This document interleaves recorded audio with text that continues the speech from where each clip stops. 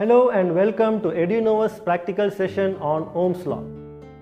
Our goal in this experiment is to determine the resistance per unit length of this wire. Now, how do we do that? We will use the fact that this wire is an ohmic conductor. Ohmic conductors are those conductors which obey Ohm's law. Ohm's law states that the potential difference across an ohmic conductor is directly proportional to the current flowing through it, provided its physical dimensions and the temperature are kept constant.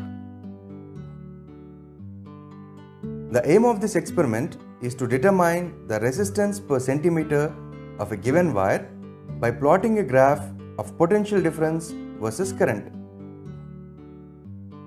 The apparatus used in this experiment are a resistance wire, a voltmeter of range 0 to 3 volts, and milliammeter of range 0 to 50 amps, battery eliminator, a rheostat, a meter scale, one-way key, and connecting wires.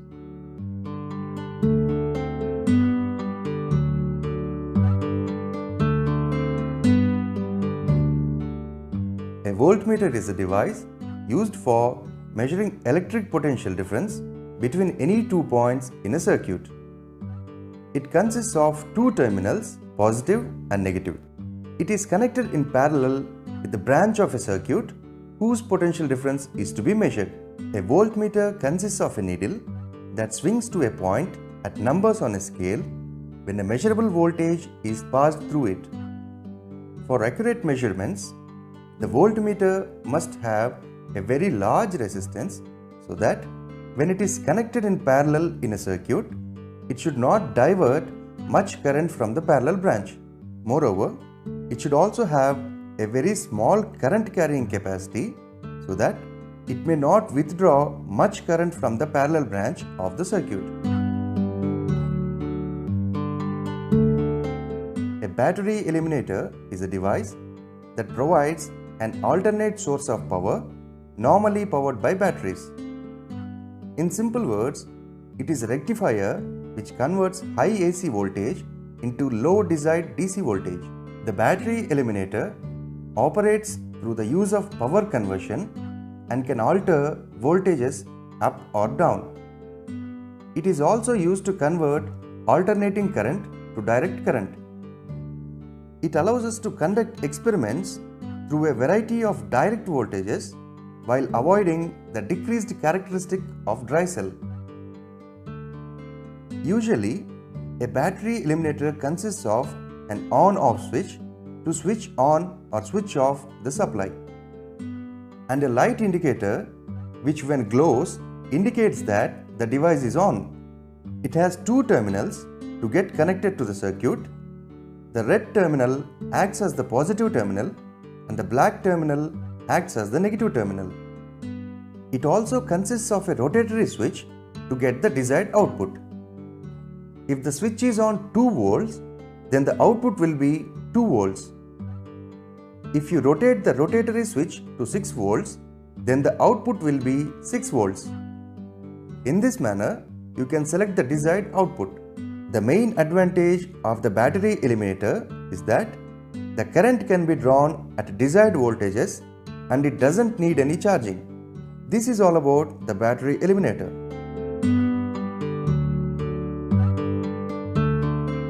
It is a device whose resistance to electric current depends on the position of some mechanical element or control in the device. In simple words, a rheostat is nothing but a variable resistance. It consists of a coil of wire with a terminal at one end and a sliding contact that moves along the coil. The wounded wire is made up of a Constantan alloy or Eureka. Since its resistivity is high and temperature coefficient of resistance is quite small, electric current enters and leaves the resistance element through the contacts. By moving the sliding contact towards or away from the fixed contact, the length of the resistance element through which the current travels can be decreased or increased. Here, we can observe that the sliding contact is moved a bit further from the fixed contact. When the current is passed, it enters through this terminal and passes through the windings and leaves through the other terminal. In this way, the current in the circuit can be increased or decreased. With this background information, I think you are now ready to perform this experiment. Here we have all the apparatus we need to perform this experiment. So let's make the connections as per the circuit diagram. As usual, we will start with the positive terminal of the power supply, since the current starts from there. We need to connect the ammeter, the resistance wire, the rheostat and the key in series with the power supply. So let me start by connecting the positive terminal of the power supply to the positive terminal of the ammeter.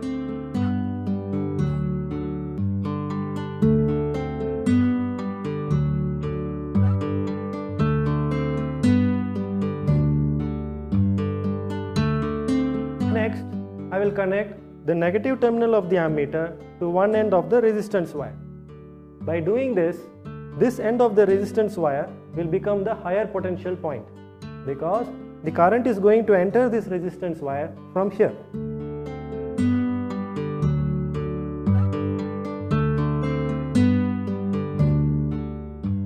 Next, I will connect the other end of the resistance wire to the lower terminal of the rheostat.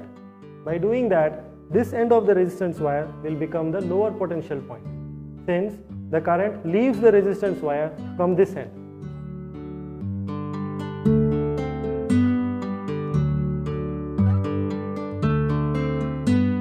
Next, I will connect the upper terminal of the rheostat to the one end of the key.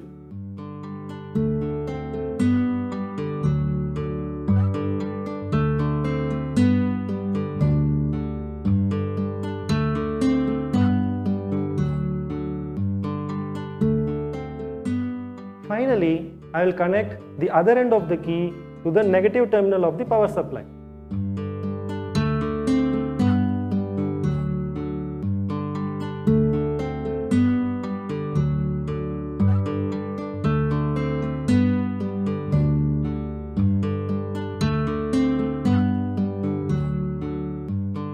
This completes the connections in series.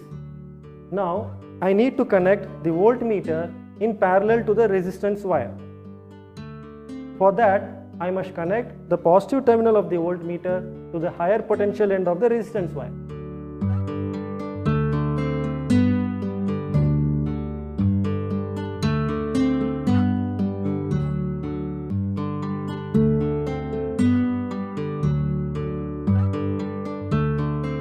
Finally, I need to connect the negative terminal of the voltmeter to the lower potential end of the resistance wire.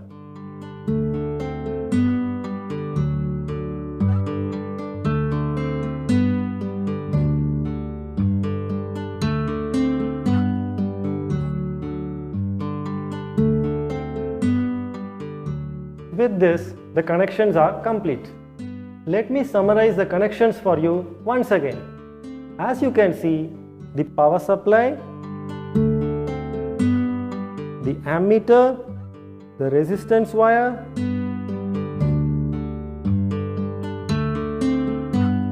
the rheostat and the plug key are all connected in series.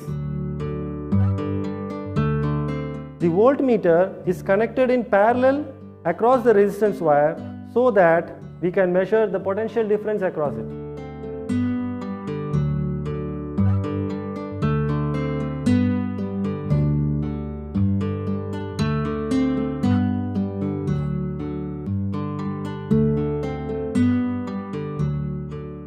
Now, two important points you need to remember.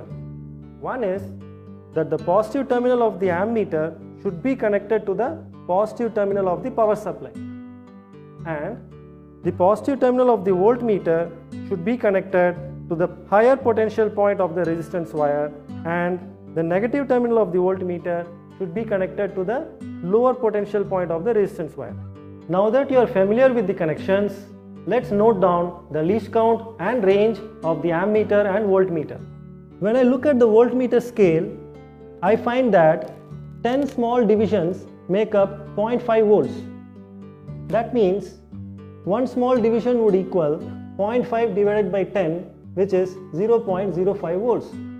Therefore, the least count of the voltmeter must be 0.05 volts.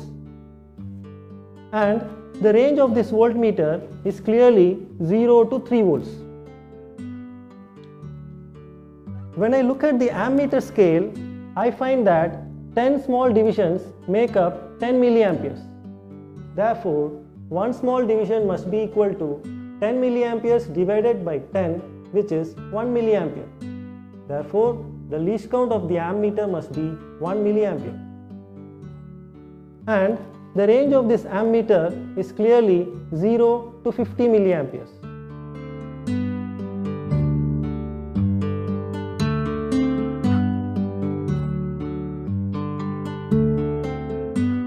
Now let's check for the zero error of the voltmeter and the ammeter.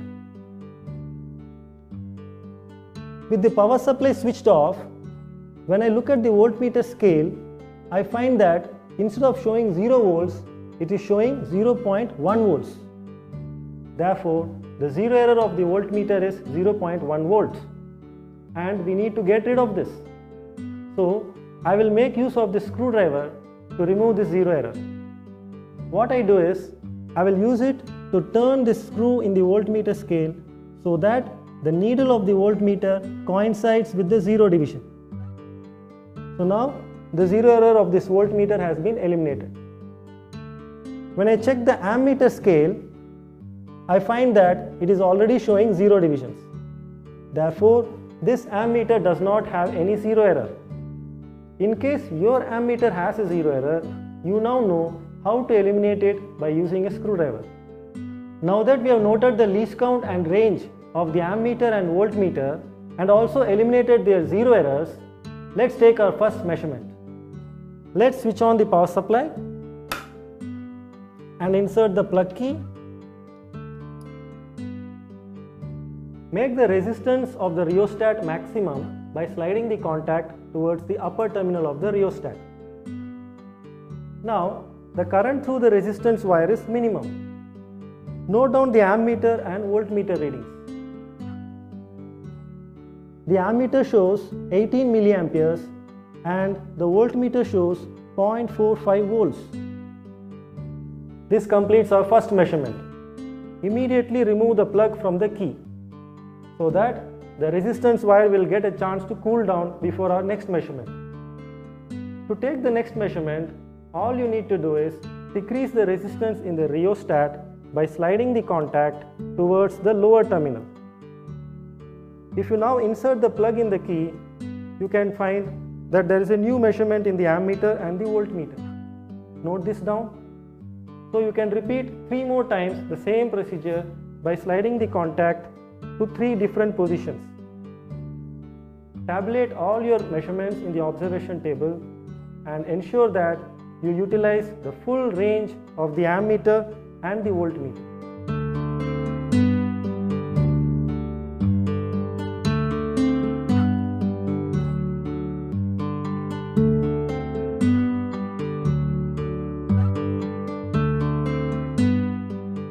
Length of the resistance wire is 150 centimeters. Range of the given ammeter is equal to 0 to 50 milliamperes and the least count of the given ammeter is equal to 1 milliampere. Range of voltmeter is equal to 0 to 3 volts. Least count of voltmeter is equal to 0.05 volts.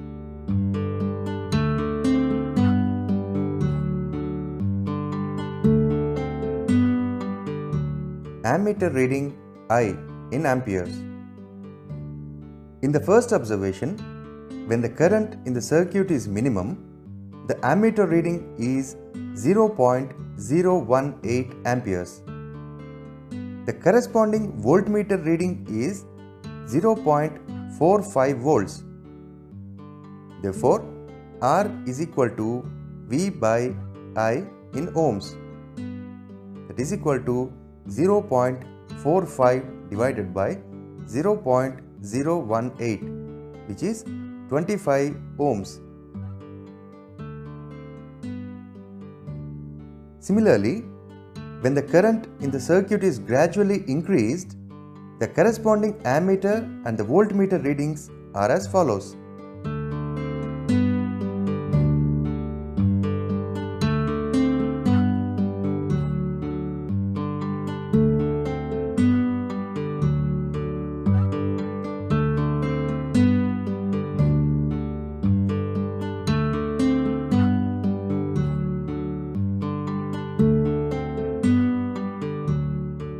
Mean resistance R is equal to 23.3 ohms.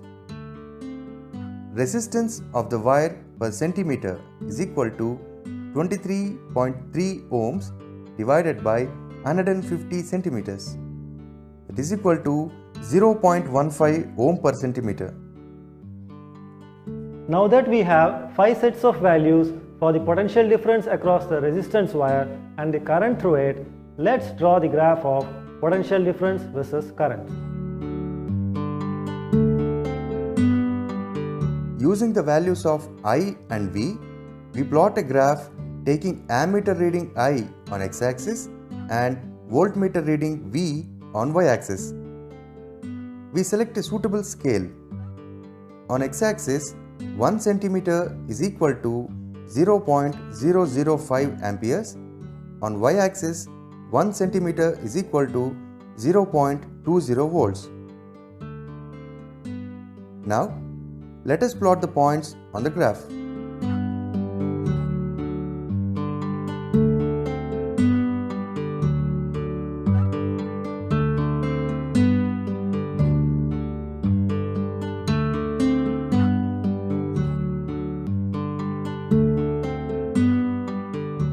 Now, join all the points. Then, extend the line to meet the origin. The graph comes to be a straight line as shown here. From this graph, we calculate the resistance of the wire. Draw a triangle along the slope of the formed straight line and name the triangle as A, B and C as shown here. Let us say angle ACB is equal to theta.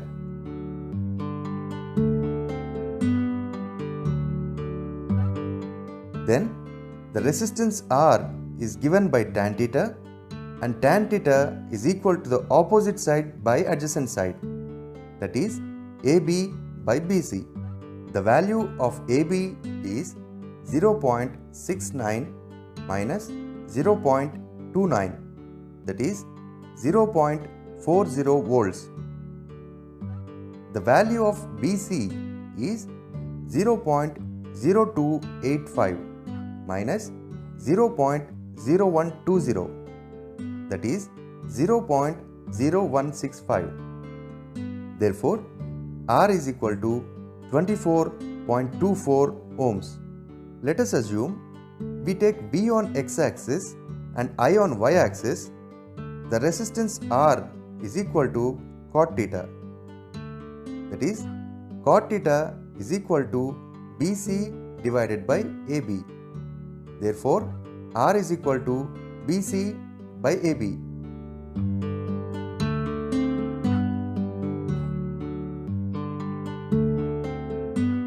The connections should be neat, clean and tight.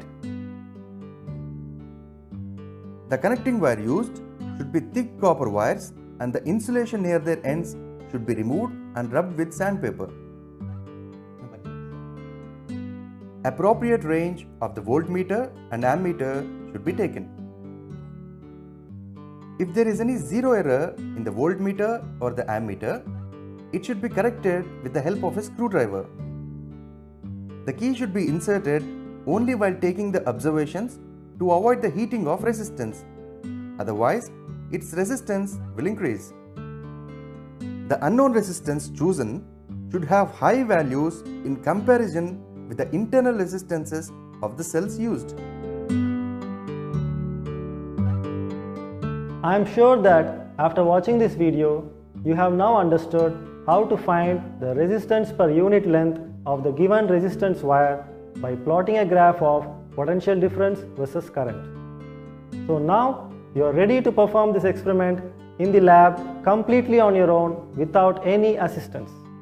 Thank you for watching this video.